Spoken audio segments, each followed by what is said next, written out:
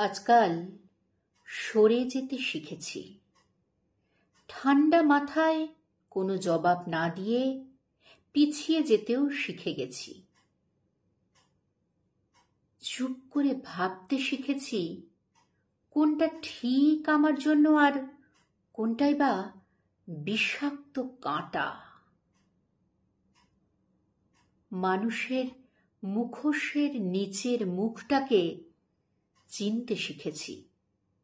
বুঝতে শিখেছি কার হাসিটা আমার জন্য মঙ্গলের আর কারটাই বা অভিশাপের। এখন না অনেক কিছুই জানি, চিনি, বুঝি, কিন্তু কিছুটা বলি না। শুধু আস্তে করে সরে যাই সেখান থেকে, যাতে কেউ টের পর্যন্ত না পায়। কারণ আমি জানি যেখানে বিন্দু পরিমাণও অসম্মান হয় সেখান থেকে কোনো অভিযোগ ছাড়াই পিছিয়ে যেতে হয়। এই পিছিয়ে যাওয়া মানে সত্যিকারের পিছিয়ে যাওয়া নয়।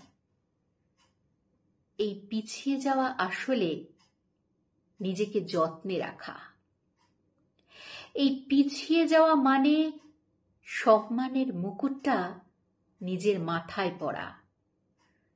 এই পিছিয়ে যাওয়া মানে কালির কলঙ্ক নিজের গায়ে লাগতে না দেওয়া।